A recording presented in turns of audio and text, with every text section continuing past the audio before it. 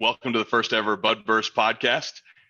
This is a series where we're going to be focusing in with some great leaders and incredible human beings, talking about their journeys, the challenges they've overcome, the folks that helped make them who they are, really with a key focus on authentic leadership and then, go to market and growth, but efficiently. And so that'll be in their careers as well as the companies that they've worked with and for. Today's episode, we've got our guest, Brandon Herman, someone I've been lucky enough to know I was doing the math this morning, Brandon, I think it's like 15 years now, which feels like a long time. Doesn't feel like it's been that long.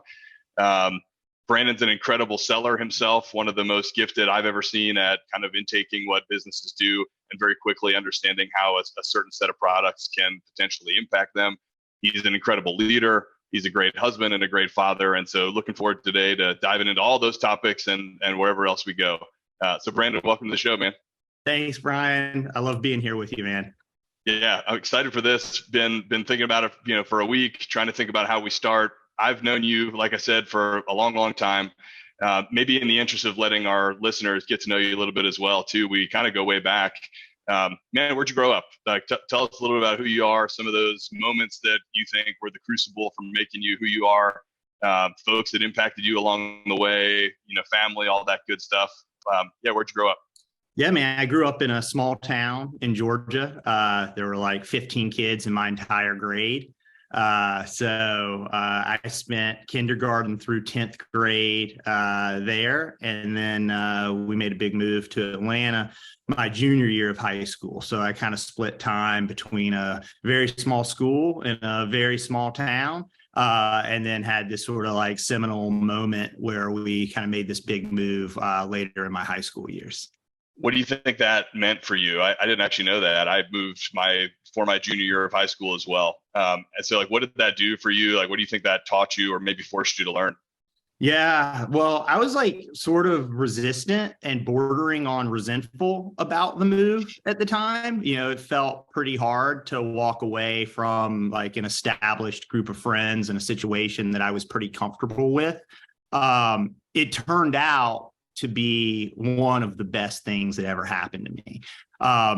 Growing up in a small town and in a very small school, and as sort of a relatively extroverted kid, I was one of those people that was like, going to have friends because I needed to have friends. And there were a lot of great people in that town and great people in that school. But like, I don't think I realized like how big the world was until we made a move. And it just did a lot of things for me. It allowed me to find a different group of folks that like I could connect with on a whole different level. And it pushed me in a lot of ways that I'd never previously been pushed. The school that I attended in Atlanta was like a pretty intense kind of prep school. So it pushed me academically for probably the first time in my life.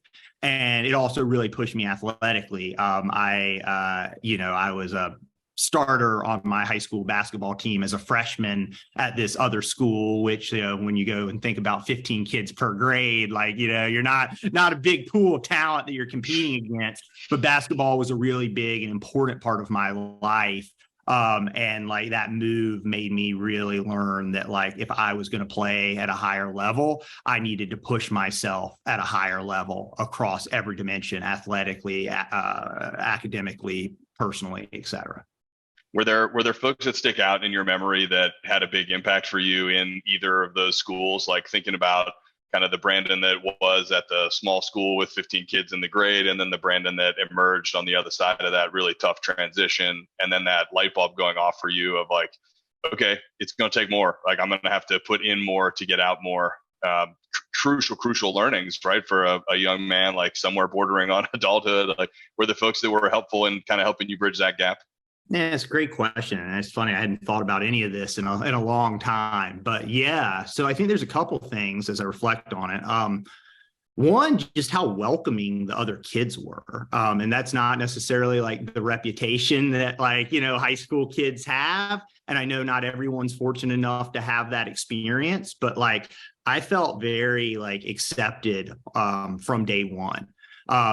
And I do think some of that is probably attributed to like team sports. Like I was able to attend the basketball camp with the team the summer before I started. So I had sort of this foundation with teammates that I'd already built a bit of a relationship with. And then I was able to sort of build relationships out from there. But I felt like I was quickly able to establish like a really solid friend base with like really good people, and just felt generally welcomed at the school. And I think the individual that jumps out is my high school basketball coach at Pace Academy. He like remains one of the most influential people like that I've ever had in my life, and we still keep in touch, not as often as I'd like, but we were texting about a month ago. And he was somebody that like it was he had played basketball at Army, at West Point. He was a helicopter pilot there. He then coached at West Point. Following when I graduated, he ended up being an assistant coach in college at the University of Missouri, where he was an assistant under Quinn Snyder, who's now the head coach of the Hawks. But long story short, he just like showed me like what like tough love really was. And he showed me that I had more in me than I thought I did. And he challenged me and he pushed me, but I knew every step along the way that he cared about me. And, you know, he got a lot more out of me than I ever thought I could get out of myself. And interestingly enough, he's actually now a senior executive who, you know, moved through the ranks of go-to-market leadership and is now actually the president of a company. And it's not surprising to me because he is like one of the best leaders that I have ever been around. Yeah, and I know we'll talk about this a bit later, but you know, all of those skills that you learned from him and got to experience firsthand just translate beautifully into the business world too. So maybe we won't dive too deep into that. I know it's coming as we kind of tick through your career, but man, I really appreciate you sharing that. And I think this all of these experiences and that little bit of background really formed who you are. And then I think it's critical, hopefully for the audience too, to understand as we start talking through your career and some of the decisions you made and where you had success, how you were able to draw on some of those experiences from earlier in your life. So appreciate that, man. So why don't we make a pivot, like thinking about your life. I know you had that great experience in high school, pushed yourself. Where'd you end up in university? Yeah. So, I'll kind of get vulnerable here for a moment. I was planning to go to a certain school out of high school. And about a week before college was supposed to start, my dad passed away. And I made a pretty big pivot and decided to stay home for a while to be closer to my mom and closer to my family. And I ended up at the University of Georgia. I got sick after my first semester at Georgia, something called ulcerative colitis. I found myself in the hospital for a number of months and actually had to withdraw from college for my second semester. While I was sick, I kind of reevaluated where I wanted to be and what I wanted to do, and applied to transfer to a few different schools and ended up at the University of Virginia in Charlottesville. And that's where I ended up graduating from. And that, again, was one of the best experiences of my life. I met my wife at UVA, and like many of my like best friends who I talk to, weekly, if not daily, are folks that I met there. So just a hugely positive experience for me. One of the things I know you value and that we'll talk about today is intentionality. Can you, with the benefit of hindsight, think back to what led you to make that decision to go to UVA? Was that one of these moments where you had this light bulb and clarity, or, one of these moments where you look back and go, man, it worked out great, but a little bit of a coin flip? Yeah, let's get real here, right? I'd love to tell some like hyper intentional story about like why I ended up there. The honest answer is that my high school girlfriend at the time, who I was still with, was at UVA. So I essentially followed my high school girlfriend to college. Not necessarily the best reason to do something, but it just shows how life can lead you in a lot of different directions. And like, it's where, as I said, I met my wife and all of these great friends. So not one of the examples of maybe like the best thought out reasoning, but worked out great. Yeah, and I think that like the lesson for me is I know the story and have heard you talk about it unfolding before. Like there's moments in your career and in your life where you have those light bulbs or you have that clarity. Sometimes you think you do, and then you look back on it and it wasn't necessarily as clear or as good a decision as you made. But one of the things I know you do really well, once you're in something, you invest and you make the best of it. You bust your ass and you turn that into the best possible opportunity it could be for you.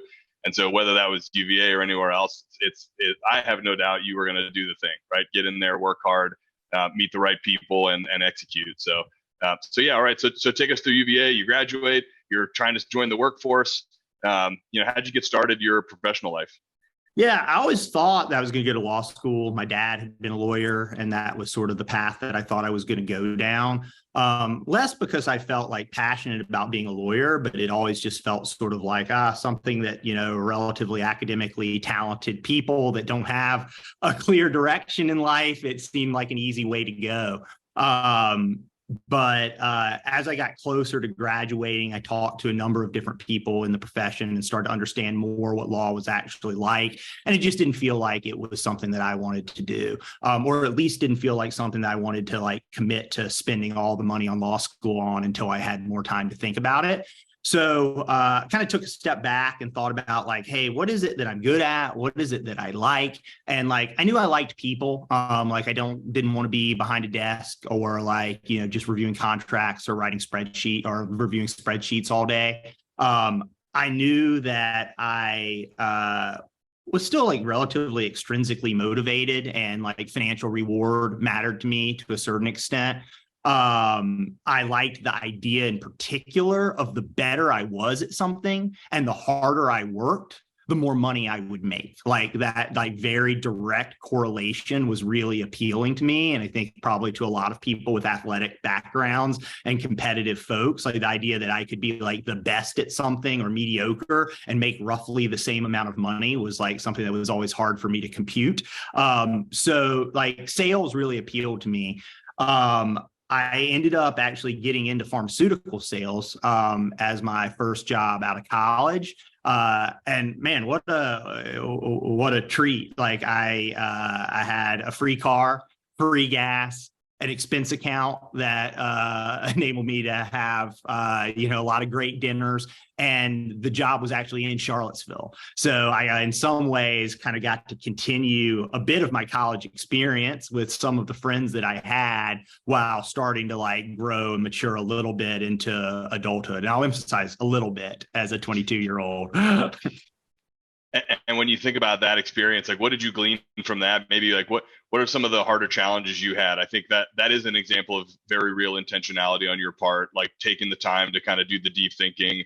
What do I value? What do I want to do? What will annoy me? This concept of like, the paid gap between some a top performer and kind of middle of the road. And then making, taking a step in that direction. When you think back on that time, like what did you struggle with and what did you have to learn? Yeah, well, I think if it's okay, I'll maybe tell the story about exactly how I got that job, and then maybe we can kind of go down the path that you just kind of alluded to. So I was back in Atlanta after graduating, living at home, trying to figure out exactly what it was that I was going to do. So this is the summer after graduation. I'd applied to a bunch of different stuff. I'd reached out to some different recruiters. And I got a call around 4 p.m. from one of the recruiters that I'd reached out to about a job with Forest Labs, which was a pharmaceutical company, kind of claimed to fame as the drug Lexapro, which is an antidepressant. And they said that there's an interview tomorrow in Charlottesville, Virginia for this job. Can you be there? So I said, yeah. I got in my car. I drove 8.5 hours from Atlanta to Charlottesville, Virginia. I got there past midnight. I stayed up 3 or 4 more hours learning everything I possibly could about Forest Labs and Lexapro and Benicar and Namenda and their entire set of drugs. And I woke up the next day and I went to this interview, and I told the story about how I'd gotten there And like I think the reason I got that job, and I'm pretty sure I was one of the first people Forrest had ever hired as like a first job out of college person, was like, damn, if this dude's willing to get in his car, stay up all night and learn everything he just learned about us and our business in that amount of time, like he's going to pedal to the metal with everything he does. So like, I think it's one of those stories about like when you have an opportunity, even if it feels like hard, like those are the moments to really lean in and like give it everything you got. Man, we talk about all the time, like looking for folks in sales when we're hiring, whether it's AEs or sales leaders, overwhelming prep, that discretionary effort. And then you kind of glossed over about that authenticity to show up and tell the story in the interview, right? I think that often, especially in sales and kind of outside, external customer facing roles, we sort of forget that it's actually more than okay. It's encouraged to be human and to be who we are and to tell that story. And so I think a lot of folks may have tried to act like they were experts versus owning the fact that, hey, I've known about this job for 10 hours and I spent 8 of them, driving here, and then, the next 2 prepping to try to learn everything I can. And to your point, like that sticks with people, right? They remembered it stuck out enough that they took a shot on you, and I know it paid off for both you and for them. Yeah. Thank you. So if you go back to the question, like thinking about, you get that job, you're probably one of the youngest, or maybe the youngest, certainly the least experienced on the team, kind of in the region. What did you have to learn quickly? What things did you struggle with? And maybe again for the audience, right? This theme of like efficiently growing your career. How did you overcome them? Yeah, I mean, I think the thing that I had to learn, and if I'm being honest, like this was like very much a work in progress throughout that entire time, was just like discipline. Like I said, I was still in my college town, and like it was like, how do I create the discipline and the habits to wake up early every day and do my job at a really high level with all the distractions that I had around me in my life. And like throughout college, I had like, in many ways prioritized my social life over academics. And like, school was not something that was like super, like like schoolwork kind of came relatively easy to me, and I could get away with not putting a ton of time into it. So like, moving into this job, like I had to learn how to be more disciplined and to create better habits. Yeah. And then if you think about that, like you learned that you had a ton of success there, I know, making great money, especially again, as a 22-year-old living in a college town. Like what made you decide at some point you wanted to do something different, right? The folks that know, you're now in technology and you were in, pharmaceutical sales. Like how and why did you kind of make that jump? Yeah. Pharmaceutical sales was a really good job for me at that period in my life. But when I thought about like the path that it was going to take me down, it wasn't really leading me to where I wanted to go. Meaning like you top out relatively quickly in terms of the amount of income that you can make. And a lot of people, once they do that, then pivot into like medical device sales. But I wasn't really sure that was the route that I wanted to go down either. So when I took a step back and said, okay, I've really enjoyed my time in sales. Like a lot of the things that I thought I like being around people. I like trying to be able to exert influence. I like being able to make money that correlates to how good I am and how hard I work. I then thought about, okay, like what are the like types of sales that I might want to do? And I said, all right, you want to sell something that's expensive. You want to sell something that's like high margin. And ideally, I'd like to sell something where my particular skill sets make me differentiate. So, and I specifically, to me, that meant something like relatively complex. Like I believe I have a good motor and I work hard, but like there's lots of people that have a good motor and work hard. I think there's also lots of people that are good at understanding complex things. There are relatively fewer people that are good at bringing simplicity to complex things and have a really good motor and work hard. So I was like, damn, if I could find something that kind of combines those two things, I'm going to be more differentiated and more likely to succeed. So I thought through some of the different paths. paths. I talked to people in my network, and like technology and commercial real estate were sort of the two primary paths that I started to consider. And it just felt at the time that like, the future was technology. We're already like pretty rapidly kind of climbing the tech curve. And that's kind of the path that I ended up going down. So what did that mean? Like you do again this like this thing of intentionality. You do the work. You talk to people. You make a decision. Okay, I want to get into tech, but my resume says pharma sales. So what did that mean?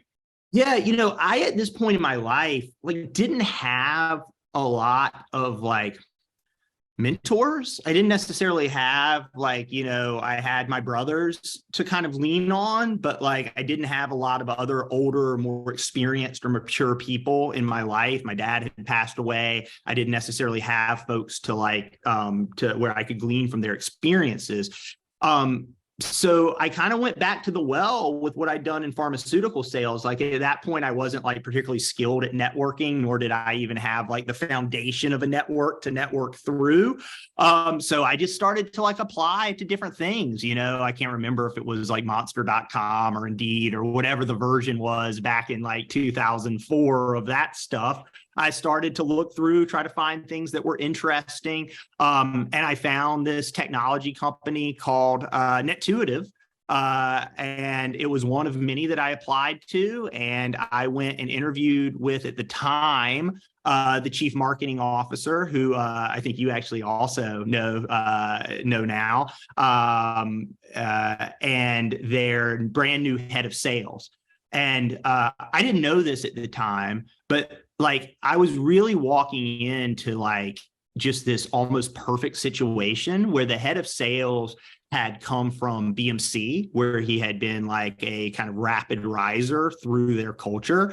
And I didn't really know anything about the PTC, BMC, Blade Logic kind of world and like how important and valuable it was going to be to me in my career to get experience or be able to leverage the experience of someone that had lived that world. So, it's another good example of like, man, like being intentional is awesome and really important. And you give yourself a way better chance to get lucky when you are. But there are multiple times in my life where I haven't been particularly intentional and I just got lucky. I think I'm blanking on who the quote's from, but there's a quote that's something like, success is the confluence of preparation and timing. And to me, timing is a little bit of luck. And so to your point, again, you had done the work, to your credit, right? You'd done the work on internally to have a plan, even if it's not a perfect one. I know you've got your boys and my kids. My oldest is starting to look at college, and I'm stressing this with her too. Like, have a plan. It can change, but be intentional. Like even if with hindsight it ends up being the wrong plan, like have a reason you're going to do something. And so when you do that, in my opinion, that's when you do create luck for yourself. And so yeah, you got it. So you get exposed. I sometimes call the BMC, PTC, Blade like that's the BMC mafia. So you got exposed to those folks early. You're cutting your teeth in tech sales. What was that role like when you got hired? Lead gen. Yeah, that was like, great example of like taking a step back to take two steps forward. I was making less money in that job than I was making doing pharmaceutical sales. But like, as I'd done research, I was like, oh, damn, yeah, I'm going to make a little less money now. But if I'm really good at this job and I can get myself into like a field sales job, I'm going to make quite a bit more money. And then if I can get into a strategic field sales job and be really good at it, I'm going to make a whole lot more money. So, I think that's an example of sometimes you have to be patient. And you have to be sort of strategic and play the long game and not always just try to optimize for, can I make like $1 more now? Yeah.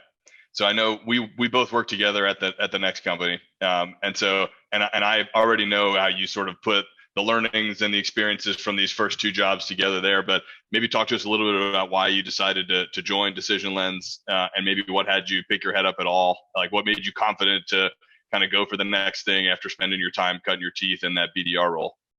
Yeah. So, I mean, honestly, you and the leadership team, including the founders and the COO, as well as one of the other salespeople that you and I still keep in touch with there, were the biggest reasons I joined that team. I looked around, I said, man, these people are smart and hungry, and I think I can learn from them. And I think I'm going to enjoy working with them and getting to know them. So a big part of it was just saying, I see talent all around this place. And like, I want to be around that type of talent. And like, almost everybody from that business, which I think is a testament to the hiring that you all did there, has gone on to do pretty cool things in their career across a bunch of different domains. So that was probably the single biggest thing that I was attracted to. It also felt like an opportunity to transition out of what I had done to date, which was primarily infrastructure and technology sales, into more of a business application sale. And like, this is a good example, I think, of like, sometimes you just don't know what you don't know. And like, would I've been okay doing infrastructure and sales my whole career? Sure. But was like that my like real gift? No, it wasn't. Like, I'm not like a technologist or deeply technical at my core. I'm capable of learning that stuff, but like, I'm not relating to other technologists and IT folks in like as deep a way as I can relate to other business people. And I like started to figure that out, doing that more technical sale.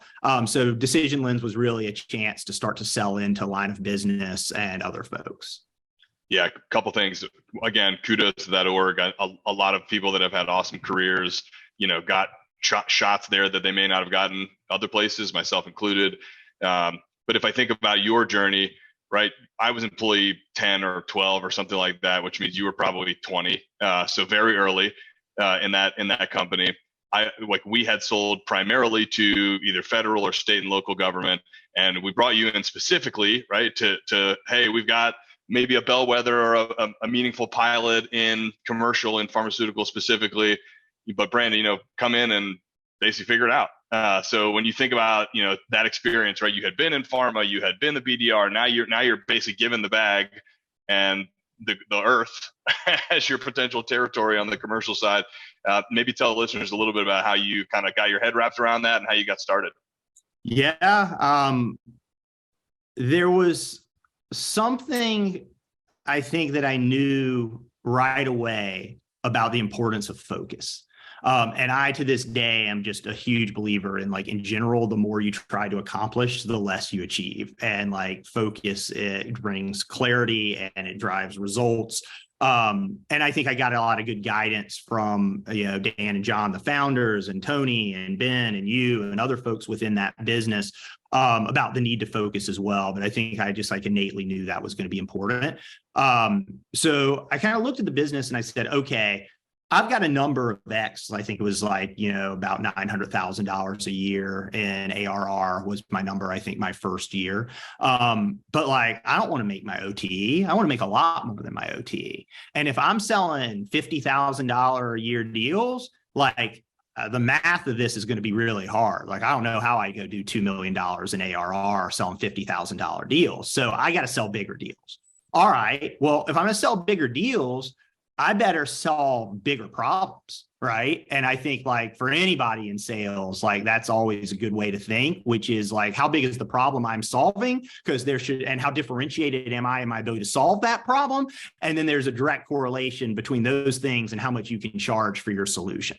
So kind of started to think through, again, with the help of other people in the business, all right, where are there big problems that we are uniquely capable of solving?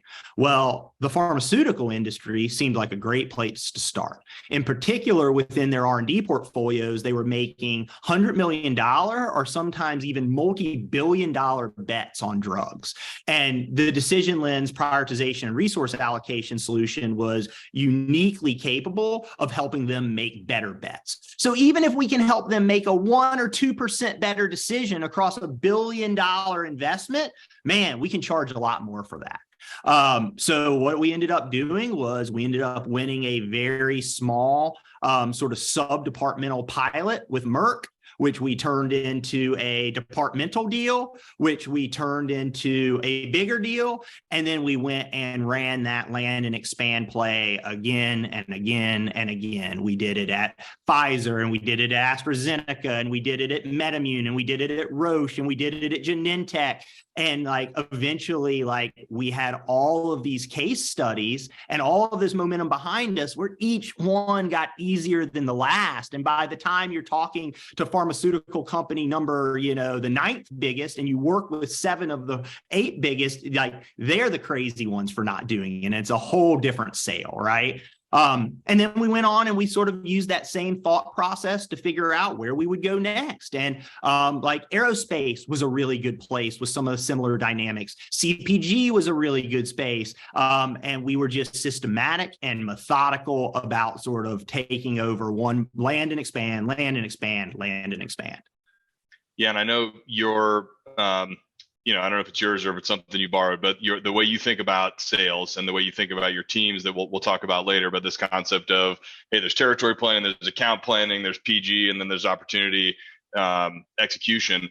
I actually, to me, man, with, again, the benefit of hindsight, one of the most remarkable things was your ability to territory plan when you had the planet as your potential territory.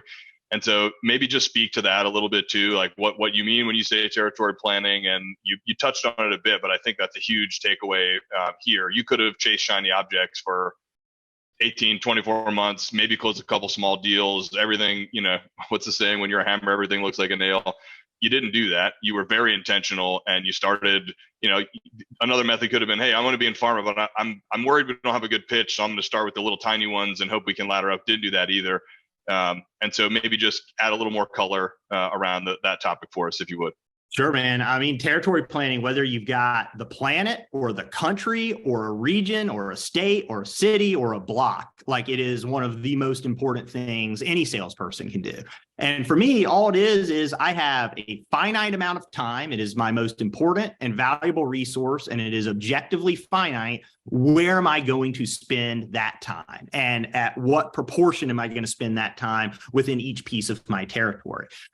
So for me, it just went back again to like a pretty simple math equation, which was like, hey, we're not any better at solving problems for small pharmaceutical companies than we are for big pharmaceutical companies. In fact, I think we're better, probably like the complexity of the problem is even greater for the big companies. And the more complexity there is, the more we can help them. So if it's not faster or easier to close a small deal, I'd rather close a big deal, right? So for me, I'm always just thinking about like risk reward and expected value equation. And to me, the expected value equation is, if this company is investing $1 billion in their R&D portfolio, and this company is investing $100 million in their R&D portfolio, there's a 10x delta there.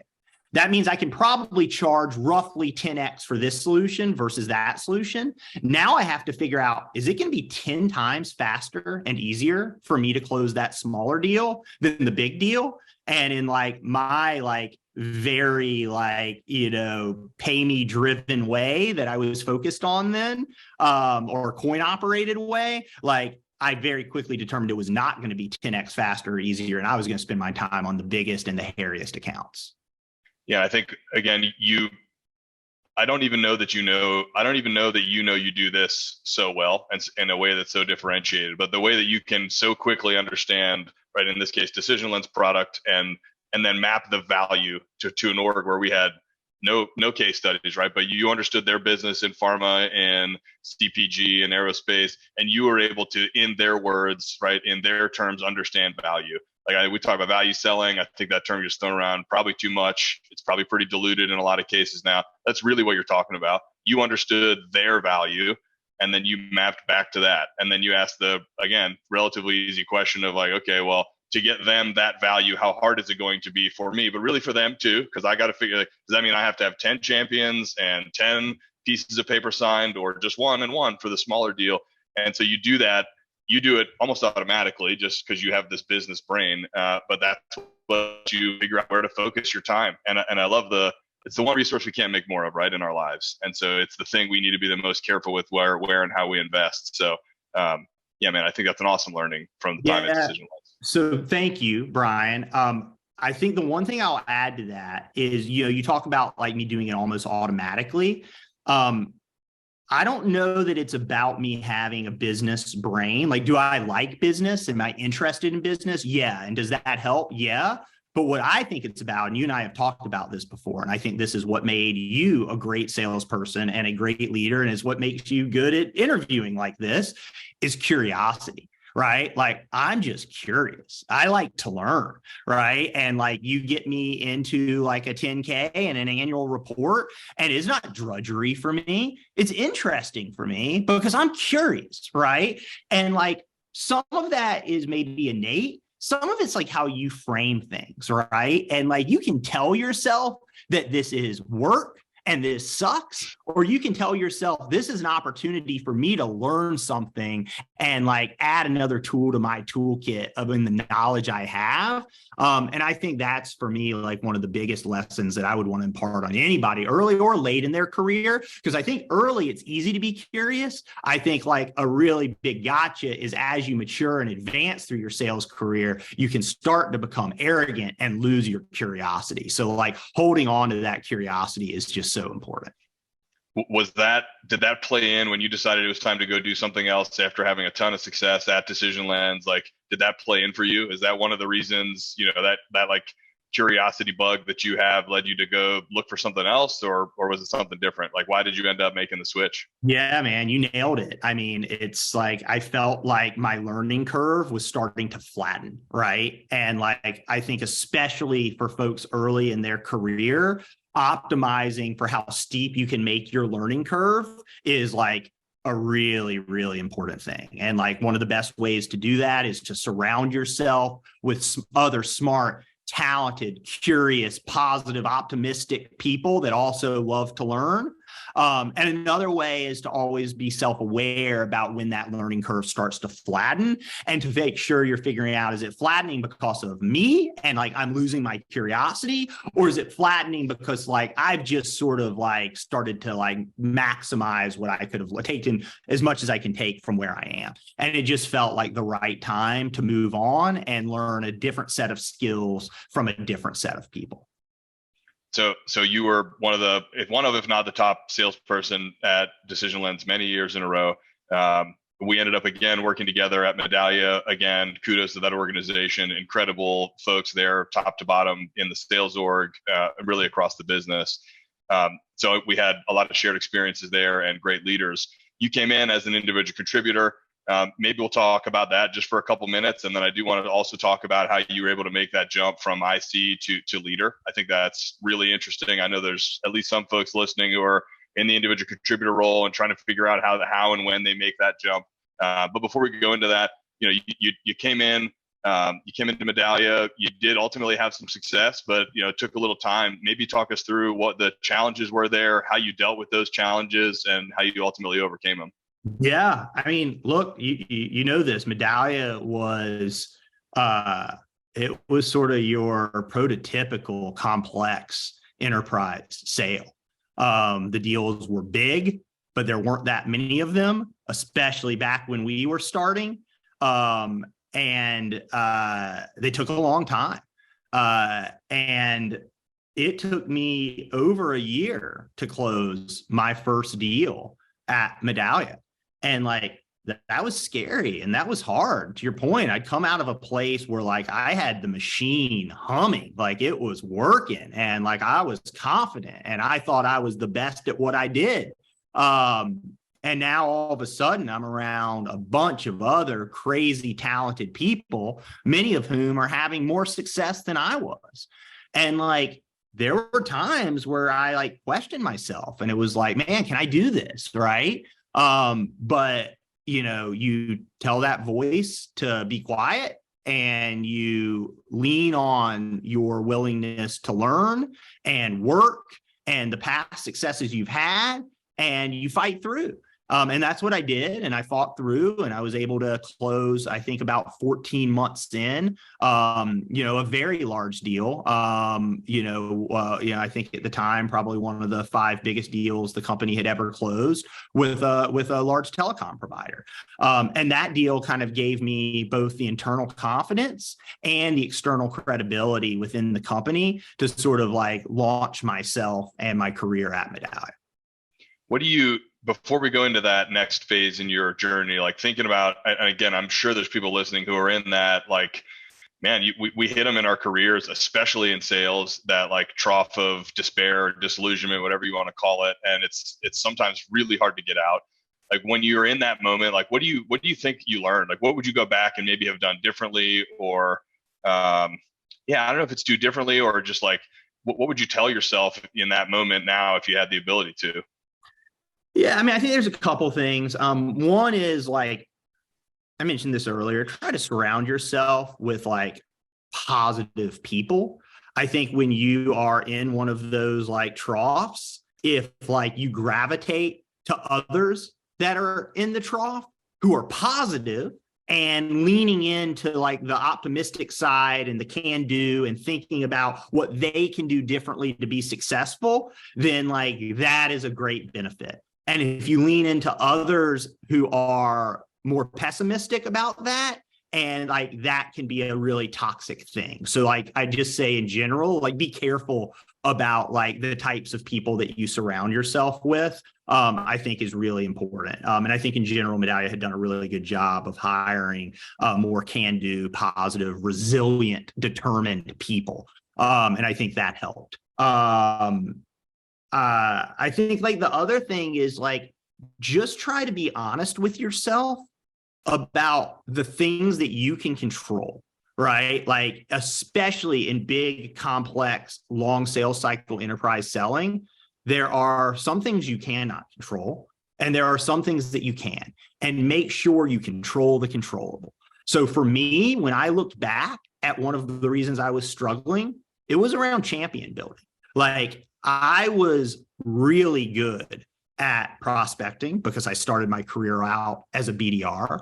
I was really good at territory management. I was good at knowing where to spend my time. I was really good at account planning, about like knowing the companies and their businesses in a really deep way. So those 3 elements, like I felt like I was like performing at a really high level. And there was, of course, always room for marginal improvement, but that wasn't where I was going to get the most juice. Where I was going to get the most juice was on the opportunity execution side. And there's all sorts of ways you can break opportunity execution down. There's a lot of different components of it, as you know. There's doing really good discovery, many other things. There's meeting execution. But for me, it was around champion development, which is like I wasn't doing a great job of making sure there was somebody on the other side of the table that was selling on my behalf when I wasn't in the room. And to get multi-million-dollar deals over the line, man, it is hard. Maybe not impossible without a champion, but it is freaking hard. And you are like using hope as a strategy. And that was the area where I was like, I can get better at this, and that will improve my chances of being more successful.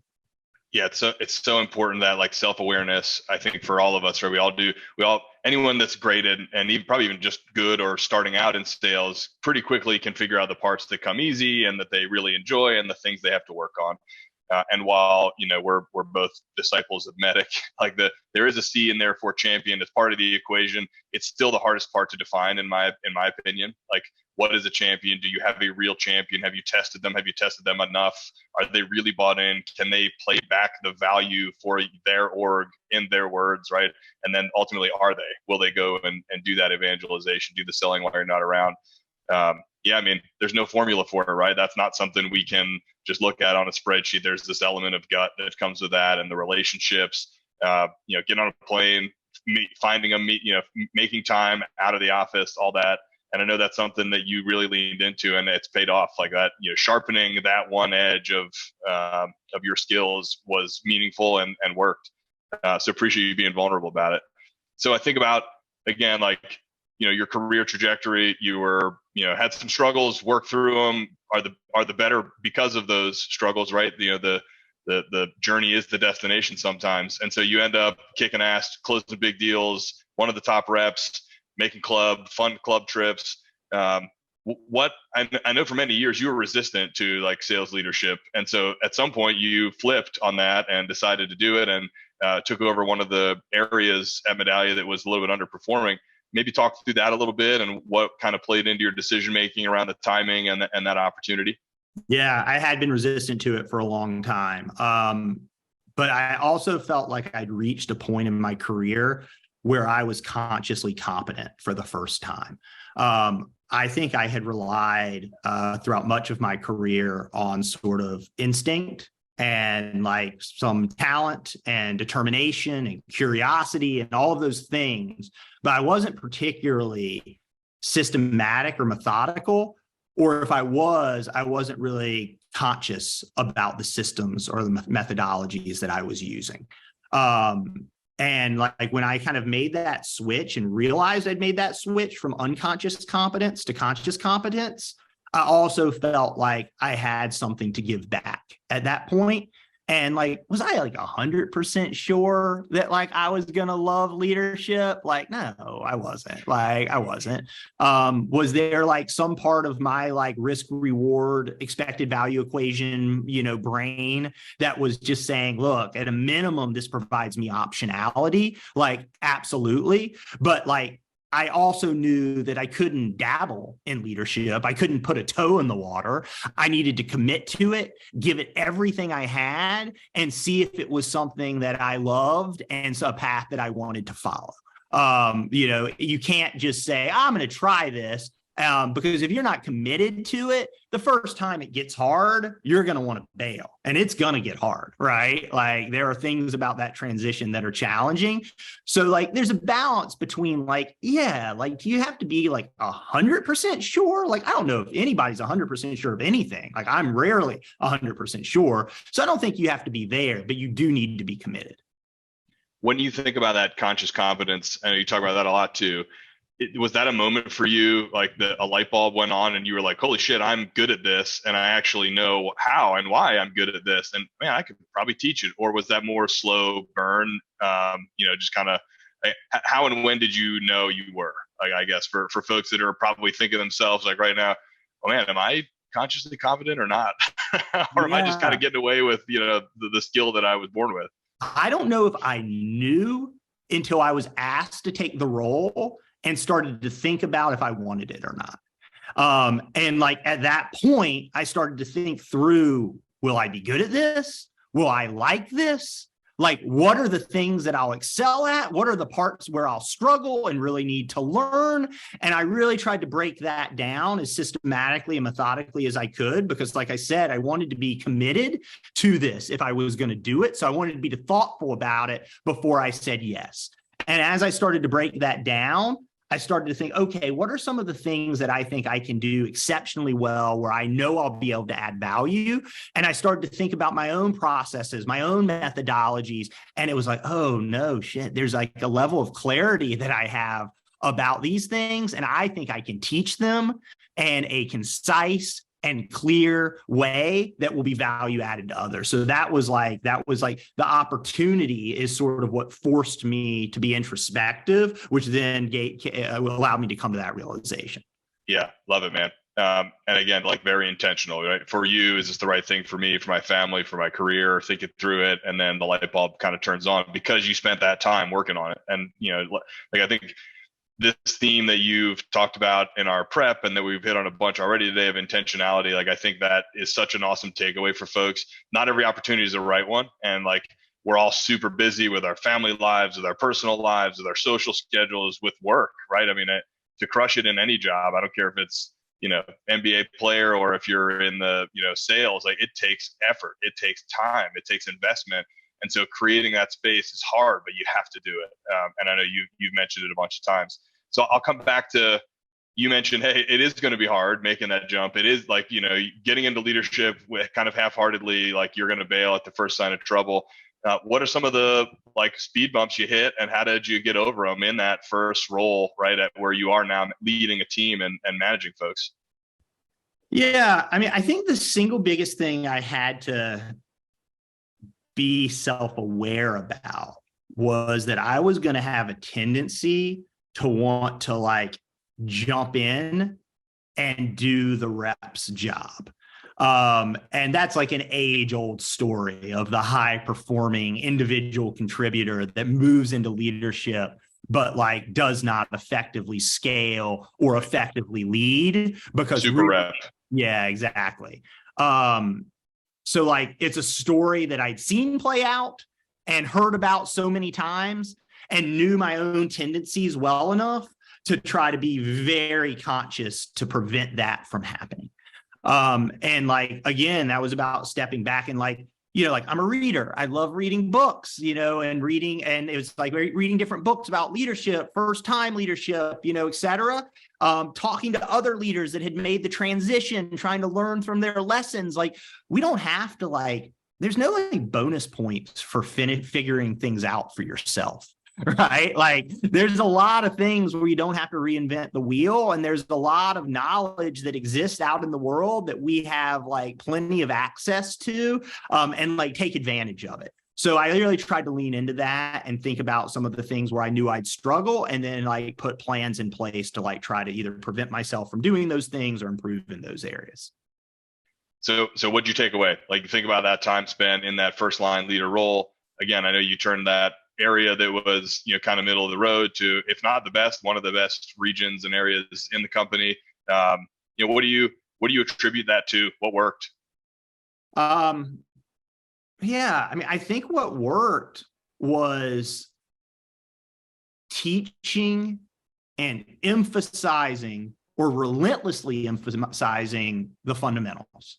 Like it's not a sexy answer, but it goes back to what you and I have talked about a lot of times, which is that enterprise selling is not that complicated. It's hard, but it's not that complicated. And it goes to the 4 things that we talked about, which are territory planning, account planning, pipeline generation, and opportunity execution. And it was just this like relentless focus on those 4 things, breaking those things down into sort of these like subcategories, and then teaching, coaching, reinforcing, and ensuring and or creating accountability for folks doing those things.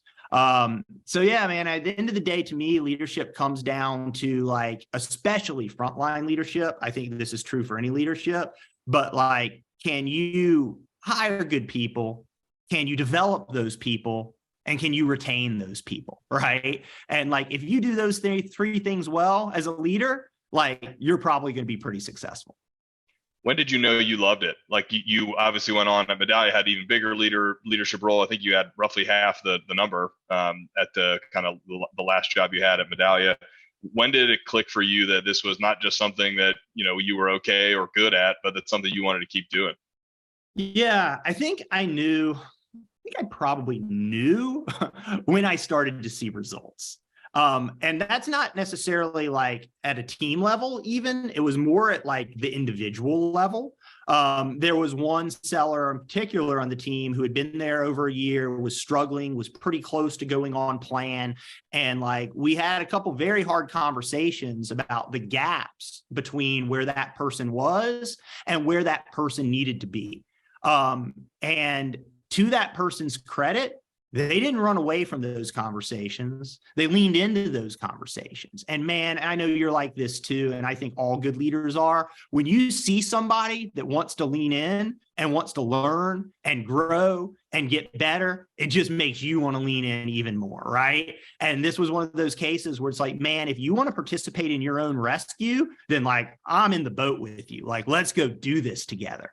And like that person leaned in, and I started to see them get better and better and better. And eventually they were one of the highest performing reps on the team, and then one of the highest performing reps on the company. And like seeing that sort of like individual growth, man, like that's like that's a dopamine hit. Like that'll hook you like a drug. Yeah, no, for sure. The win is there for you. You still, I know like your personality, that you still get to participate in the win, but you know, I've heard you talk about this enough over the years that it's helping the team, it's seeing others grow. it's helping them maybe do things that they didn't know they could do. Nick Thomas and Scott Davis and Dan Fugier all get credit with me for pushing me into uncomfortable positions and asking me to do things I wasn't sure would work.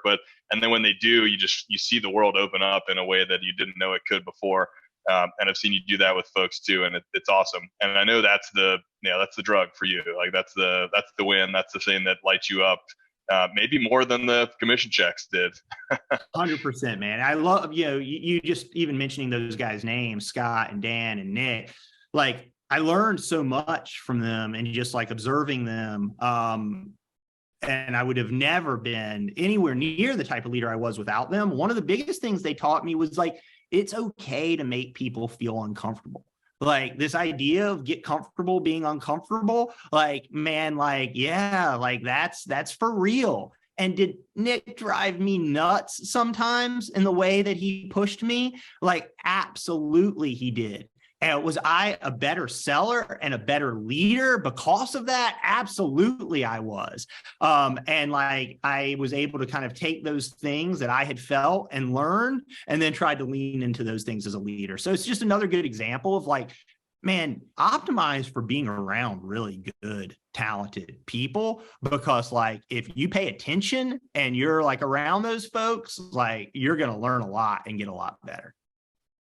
Yeah, totally agree. That the talent there for the 8 or so years I was there, and the time you were there, I know was super dense. And all those folks get credit. Amy and Berga get credit for setting the culture and keeping the bar really high for hiring, which again was challenging at time when you were trying to hire, but it paid off. Like that, it was just an awesome place to be. So you had a great run there. You went from, new guy to struggle through one of the top individual contributors to top team lead to, again, running half the company. What was it that had you decide it was time to make a change again? I know you talk about like the flattening of your curiosity curve. Was it that, or was it something different? Yeah, I think there were a lot of things. I mean, look, I think like most big decisions we make in our lives are like pretty multivariate. Sometimes we kind of try to boil them down into like a single thing because it's a neater and tidier and more concise narrative, but like rarely do I think things really work that way. I think for me, one was like we were in the middle of the pandemic and I had like taken a bit of a step back and thought about what I was really trying to prioritize for and optimize for in my life. And there were a number of things that kept bubbling up, but like I think the number one was impact. And I was thinking about impact across a couple of different dimensions. I think I wanted to have more of an impact on the business, but I also wanted to try to have like a bigger impact outside the business if I could. So doing something mission driven, especially like during the pandemic, as I felt like I was seeing this like ever increasing divide between the haves and the have-nots. Like this was a point where there was like this massive amount of unemployment where, the restaurant industry and others were laid off while like folks like us were watching our like home values like go up and like our like net worth increase. And it just felt like there was this increasing disparity that felt both scary and unsustainable to me in many ways. And like, it was like, gosh, if I could be a part of that, that would be like really appealing. So I wanted to have more impact.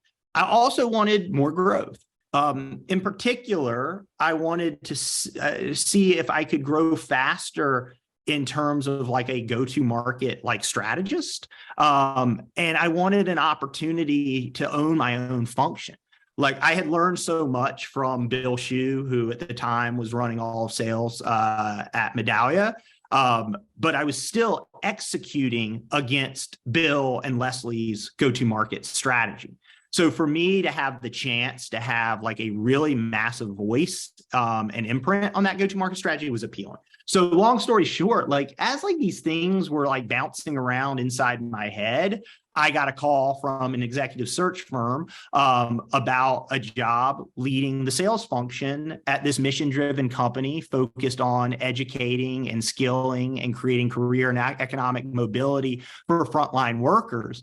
And it was like, damn, like timing here is not very good. Like I like love my leadership. Leslie's great. Bill's great. I trust them. They trust me. Frankly, I had quite a bit of unvested equity left that I was like kind of loath to walk away from. There was a level of like financial security there that I didn't think I would ever have in my life. Like if you'd asked me as a kid if like I would ever have walked away from that kind of guaranteed money, I would have laughed at you.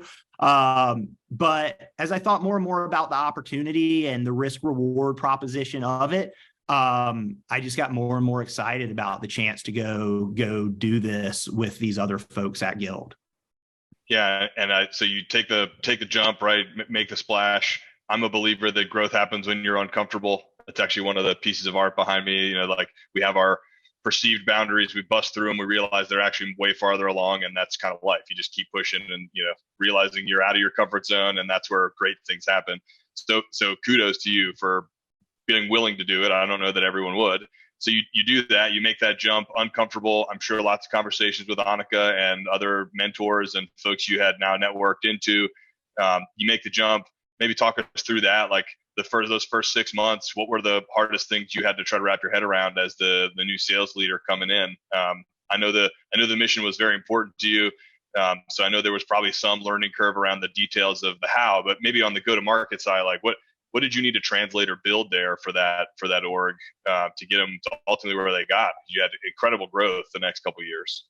Yeah, well, I reported at Guild into the president, and she was like just a badass, hardcore operator and brilliant go-to-market strategist. So again, this was like an opportunity for me to learn from somebody that just was super spiky and excellent across multiple dimensions. And it was one of the appealing reasons why I made the jump. So, I was able to work really closely with her and others on the leadership team to sort of build out and refine this go-to-market strategy for the business. And like the go-to-market strategy, I think, became relatively clear relatively quickly. But we then needed to go out and actually like build an entire team essentially to go execute against that strategy. So like those how, were how different was that strategy that you and the team arrived at from what they had been doing prior to you getting there? Like when you say you got there quickly, meaning no change or very little change, or meaning big change, but everybody agreed pretty quickly, or something else? Yeah, no, I think it was a very meaningful change. And I don't think that change was because they were doing something wrong before and then we were starting to do something right. It was because the business had evolved, right? It evolved largely from a founder-led sales business to what was increasingly a mature business that needed to build a more systematic, methodical sort of like operating model for go-to-market. So it was a pretty meaningful shift that needed to take place, but I also think it was a pretty clear shift where there was a lot of alignment across the business. Yeah, awesome. So that's what they brought you in to do. Like ultimately was to like make that transition gracefully and quickly, right, from founder led to a true kind of enterprise team. What did that mean? Like, what were the first couple dominoes you had to get to fall? Yeah, I mean, I think like, again, the first one was probably to say, okay, we are going to take a hyper-focused surgical approach where we go after the biggest companies in the world. And in particular, the biggest companies with large frontline employee populations. And we are going to sell very big deals to very big companies. What's the type of team and what's the type of sales process that we need to build out that is going to best support that go-to-market strategy, right? And when you need to hire people that know how to do complex, multifunctional, cross-departmental, large enterprise selling, that is a very certain type of profile, right? And like we needed to go out and hire a team to do that. And there are also very specific kind of sales processes and methodologies that like can support that type of sale, which again, I think fortunately was the type of world largely that we had come from at Medallia, which I think was one of the things that was appealing to them about me, that I had experience doing something similar. And it was something that was appealing for me about them. Like, do I like to learn and grow? Absolutely. Would I have been a great fit for someone that wanted to go do a high velocity transactional sales model or a bottoms up PLG motion? No, I don't think I would have been. And like, could I learn that motion? I think I probably could. Like, but is that like my bread and butter? Like, it's not. And I'm not sure like I really want it to be. Yeah. Okay. So realization of, hey, the team, we're changing or maybe just refining and focusing our go-to-market strategy and tactics. That implies a team that maybe we don't have today. So there's some folks you're going to train up. There's some folks that are probably going to go find something that's a better fit for them. You're going to bring in some talent. So you get the team where you want it. Then what? Yeah, I mean, I'll tell you what I think the most important learning I had from the entire experience was. It's that you have to be able to work as a functional leader really effectively with your cross-functional peers. And like, I think like, again, this is something that I'd heard people say before. I actually think I heard Dan Fougere say this on a podcast with Sam Jacobs a long time ago, where he started to talk about when you become an executive, your first team is your fellow executives and you need to recalibrate. And it's one of those things that I heard and I'm like, maybe, like, I don't know if I really knew what it meant. But then in this role, that became super clear to me, was that like, you will only be successful if you can build trust, both with the team that reports into you and with your cross-functional peers and colleagues that you're going to need to work with to make this entire go-to-market machine work. So like very early on, it was about building trust and relationships and alignment with our head of solution design, which at Guild was essentially the SC or SE organization, with our head of marketing, with our product and technology teams, and saying like, go to market, sales isn't this thing in a silo. Sales is completely integrated into all of these other functions, and we all need to be paddling in the same direction. Yeah, so important, that concept of first team. As a leader, is that something you experienced while you were at Medallia too, or was that new? Because I know you were pretty senior in the sales leadership there, not quite at the same level. To the point you made earlier, you were executing, not creating a strategy. My experience has been that it's when you get to that point where you're actually building the strategy that like connective tissue becomes the most important. But similar for you or different? Yeah, same experience for me. You know, I felt, and I don't know if this is about,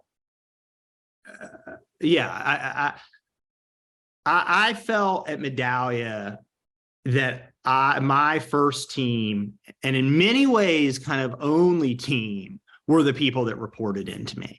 And I think some of that was probably a lack of maturity on my part as a leader. And some of that was like the role and function and level that I was in, right? But like, I often felt like such a fierce loyalty to the people that reported into me that I didn't always, in retrospect, do a great job of like zooming out and putting on more of a like Medallia centric hat. And again, I think at each level of leadership, like you can be a little bit more that way, right? As an individual contributor, you can be a little more self-centered. As a frontline leader, you need to start to like tame a little bit of that, but you can still have some of it. And each level you move up, I think you have to become more sort of like company centric and less myopic in the way that you view things and operate. Yeah, totally agree. I mean, it'll just break otherwise. And I actually believe, though, too, that some of the best individual contributors have the ability to act as an owner. It's one of the things that I know you and I talk about, but I think to your point, you probably get away with less of that in, the closer to the front line you are, you probably get away with a bit less of that. It's completely deflating to be in that, in the executive levels, trying to do something that's obviously best for the company. That often doesn't mean best for you in a very myopic sense, or for your team sometimes. But having that ability to zoom out, to use your words, and really see what the bigger picture is so critical. And man, I think in your case, it is that business brain that I know, curiosity, whatever you want to call it. You're able to do that really well. You're able to see those other parts of the business. You understand how they interact. and not everyone's able to. And so I think that's one of the things that's made you special and so successful in the senior roles you've had as well. Yeah, thanks for that, Brian. And I really appreciate the point that you made about even at an individual level, needing to be like thoughtful about the organization, and acting as an owner, I think, are the words you use, which I really like. And I think that's so true. Like, my comment was meant about like a level of degree, but like, I think you, like, as a leader, if all you do is go out and hire the most talented salespeople or the most talented people you can, without also emphasizing sort of culture and that like broader ownership mentality, like that will eventually catch up with you. So I think it's a really good point that you make. And that eventually might be pretty quick. Yes. We've talked about, right? No jerks policy. There's a different word we sometimes use, but like who we work with, for better or for worse, we spend as much or more time with the folks we work with than we do with our families many weeks. And just having that chemistry and culture. I mean, I'm paraphrasing, I think, but culture basically kick strategy's ass every time, and I think that's true. So anyway, let's keep going. So you come in there, have a hand in sort of resetting or refining the strategy, retool the team. You build those relationships cross-functionally so that you're acting as one team at the executive level. You fast forward. I know the results that were awesome there, but like, what was the biggest hurdle that maybe you and your teams had to achieve, or cross-functionally as a company had to achieve? Like, once you got some of those building blocks in place, you still got to go, take the hill, for lack of a better term. What was left to overcome? I think that there were, there were some interesting cultural components that we had to be very thoughtful of as a sales organization, meaning as a deeply mission-driven, double bottom line business like Guild was. Like, Can you define that for folks that don't know? I mean, we've talked about it, but double bottom line, can you define that for sure? For like, listeners? You think about the traditional bottom line in terms of like, P&L, profit and loss, and how well a business is doing economically. And then the double bottom line is saying, hey, we care about that. We're not a not-for-profit. It matters, but we care just as much about our mission as a business, right? And that was like very much a part of Guild's ethos and cultural mentality. And, we needed to be very careful and thoughtful as a sales organization about like maintaining that double bottom line ethos within our function, right? Like, so as we started to have success, we needed to make sure that we did that without arrogance, and we needed to do it with the deep gratitude towards others across the organization. And we, most importantly, needed to maintain our focus on our employer partners and the employees that worked for them. And at the end of the day, like, everything we did needed to be centered on, is this the right thing to do for our employer partners like Walmart and Disney and others? And is this the right thing to do for their employees? Because if it's not, then like, we are not living up to our values as a business. And by the way, the other people in the business that aren't on commission for these deals are going to see that and feel that, and there will be organ rejection, right? And like, we needed to be very conscious of that, both in how we hired and how we continued to operate in an ongoing way. Yeah, and I would assume even in just how you document that and can relate that at something like a kickoff, right? Like, you close a great deal, but making sure that you can take what the sales team did altruistically. Certainly, again, the goal, right? We're not a non-for-profit. We are a for-profit business. It is to create value for companies, which will in turn create value for investors and shareholders, but also making sure that impact is what we need it to be, and creating systems to write that down, to track it, and then to hand it off to the folks post-sale. I mean, it's a heavy lift as well. Yeah, for sure. And I don't want to make it sound like it's like I was some one-man band doing that stuff. Again, Natalie, our president, was essentially like the primary engine driving that coordination. And then I worked extremely closely with my cross-functional partners in marketing, customer success, product engineering, et cetera. So it was like very much a team effort. So if we well, real quick, why don't you just highlight some of the results? I don't know how much you can or are supposed to share, but I know you had great success there, and probably worth putting a period on on that before we change gears. Yeah, sure. I mean, I think what I can share, which is what is public, is, by the time I left, Guild had raised a Series F funding round with a $4.4 billion valuation, becoming one of, if not the most valuable B corporation, which is sort of a way of thinking about mission-driven businesses and a set of kind of criteria and values that you have to live up to in the history of the world. So yeah, absolutely huge amount of impact on, millions of American workers, while also creating some pretty awesome economic value.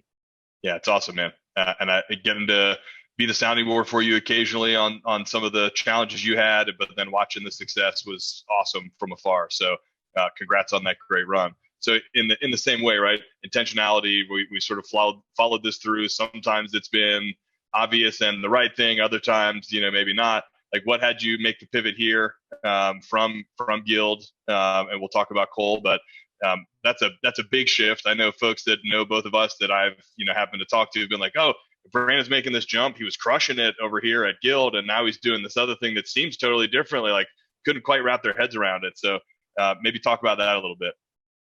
Yeah, I think to a certain degree I had become burnout, or was approaching that. I started to find myself struggling to be present in the way that I wanted to be in my day-to-day life. And I took a step back and tried to think again about my priorities and what I wanted to optimize for in my life. I had, turned 41 years old and kind of had this like, man, if I've got 41 more good years, then like, I'm pretty lucky. How do I want to live those years? And thought about like, if I could re-architect my life and do anything, what would I do? And just tried to have a really thoughtful process around that. And it was scary. It was scary in a lot of ways. It was scary because I loved the team that I had built. And I loved so many of my colleagues. I loved the mission. And I was on a good trajectory with my career. And like, to your point, like sometimes you start to think about other people's expectations of you and your life and what they'll think. But when I thought about why it was scary, it was like, man, this isn't a risk. Like at the end of the day, like what's risky is doing something that what's risky is like being unhappy, essentially, right? So I thought about like, what are the things that like I would do even if somebody didn't pay me? And one of the things I always loved doing was helping people navigate their careers. It's something that I found myself spending quite a bit of my free time on, was talking to people in my network about their careers and what's next and helping them network and get to others. And it felt great and it was fun and it didn't feel like work. And it made me think about like, man, like would recruiting or executive search be a path that I could potentially go down? And as I started to think more and more about it, I started to get more and more excited about it and decided that it was a change that I wanted to make. Yeah. And for those that don't know Cole, if not the best, among the best at, in that executive search world, with a focus, correct me if any of this is wrong, but CMOs, CROs, in our space, right? In SaaS, in venture-backed SaaS. And so you, it took a lot of bravery, man. It took a lot of courage. I think, again, it took a lot of work. Like I know you did a lot of work and like on yourself with, Annika and your wife and optimizing for the things that you wanted to optimize for, time with your boys. But again, man, to me, that like theme of authenticity and then the courage that you had to make the change is remarkable. How's it going so far? I know you're just a couple months in, but how's it going? Couple months in and I'm loving it. Feel super validated in the decision. And to your point, like so appreciative of Annika, and how supportive she was through the whole process. Appreciative of my family and my friends that were sounding boards, appreciative of folks like you and others that just kind of like made me feel not crazy when I told them about this. And yeah, man, it's been a really fun experience. I've got so much to learn, but so far so good. I love this concept that you brought up of like, what would I do even if they didn't pay me? And then using that, at the place you've worked hard to get yourself in, where like optimizing for income still matters. You've got young kids, right? But it's not the only thing. And so, what is the thing that you're going to get joy from? And then being very intentional around that. Again, I think like hard to do. I don't know if you want to speak about it, but I know you took some time away to really like kind of get your head and your body and your mind right before embarking on this next journey. But again, I think really, really important, and probably something not enough folks, myself included, like often take the time to do. Yeah. And I think that's one of the other things that I would just suggest to anybody at any stage of their career is like just being intentional about stress management and like your own personal wellness. In between, I was able to do some really cool things, was able to hike and camp the Grand Canyon with my family and do some other awesome travel. One of the things I did was I went to a retreat down in Mexico that was all about nervous system regulation. And the premise is simply that like in modern society, we spend a lot of time in a sympathetic nervous system state. So essentially like this fight or flight response is kind of ongoing at all times. But like if you can tap more into your parasympathetic nervous system, that rest and digest part of your brain, it's just a much healthier way to function. And there's all sorts of techniques and modalities that work. Some work better for other people, but like just like I would really tell people that like if you spend some time being thoughtful about that, and whether it's neuro meditation or breath work or thermogenesis or exercise, whatever it is, find that sort of like healthy way to better manage your stress and to like find that kind of calm place in yourself. Yeah, I was going to ask you, as we sort of look to wrap up here, what's something that you wish you could have told yourself 10, 15 years ago? Is it that, or is there something else you think of as, again, like looking back over a great career, lots of different levels, success, lots of different companies doing very different things. Is there a piece of advice you wish you had gotten earlier in your career? Yeah, I mean, I think optimizing for learning is probably the advice that I would want to pass on to people. That, many ambitious people are also impatient. And that impatience, you and I have talked about this, has caused people to often want to skip steps in their career.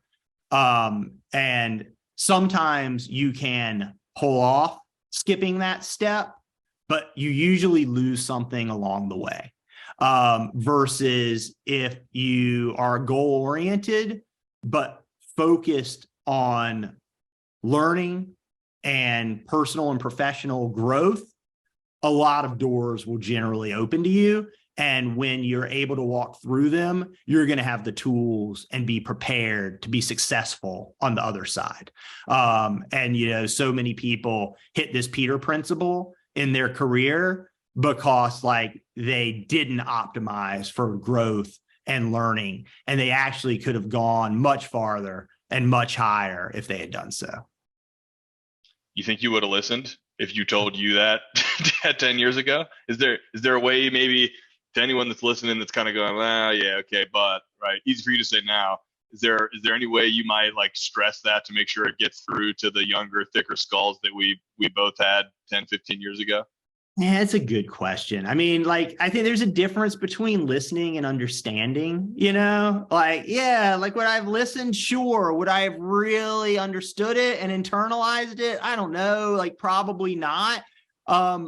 But I guess it's just like, even if you hear it and you take a little bit of it and you're just thoughtful about it for a second, And you just say, hey, as a part of every decision I make, I'm going to try to be intentional about that decision. And a part of that intentionality is to actually examine how much am I going to grow or how much am I going to learn from what I'm about to do? Like, I think that's plenty. That's enough. Just be thoughtful about it versus unconsciously unconsciously pressing towards your ambition. Yeah, man, I love that. I think that's right. As long as the seed is there and it's something that occasionally nags at you and your decision making, especially as a younger, I don't know, less experienced employee somewhere, I think that's exactly right. It should probably not the only thing you're optimized for when you're trying to do your first and your second job, but should exist. And then, as you move up the ranks, it becomes more and more and more important. Like the people you work around, it's everything for your happiness, for your growth. So yeah. Well, man, this has been a blast. Thank you so much for doing it. Before we wrap, I know giving back is a key value for us at Budburst. I know it's something you and I talk about a lot. And I know there's a charity local to you down there that you were going to highlight here. Do you want to say some words about the Ansley School? Yeah, sure. Thanks, man. Appreciate the opportunity to do that. There's a school here in Atlanta that my wife and I are pretty passionate about. It's called the Ansley School, and it's focused on children whose families have experienced homelessness. And it really is about creating an entire ecosystem and support system for folks that have undergone that type of trauma in their lives. So I guess what I'd say is, check it out, but it's not about if it's that or something else. It's about that, like, you're giving back in some way. And I think, that's something you and I have always talked about is like gratitude and awareness of like how lucky we are and making sure that we're giving back to others in the way that, many others gave to us along the way. Yeah, totally agree. Get chills hearing you think about it. I know how much time and energy, both you and Annika put into it. Budburst is going to make a $500 donation in your name, man. Thank you again for coming on the podcast. Please tell Annika and the boys you said hello. And for anyone that's listening that's interested, we'll put the link to the Ansley School below here, and we encourage you to take a look. And if it strikes a chord with you, to do the same. So, Brandon, thank you, man. This was a blast. That's awesome. Had so much fun, Brian. Take care, man. Thanks.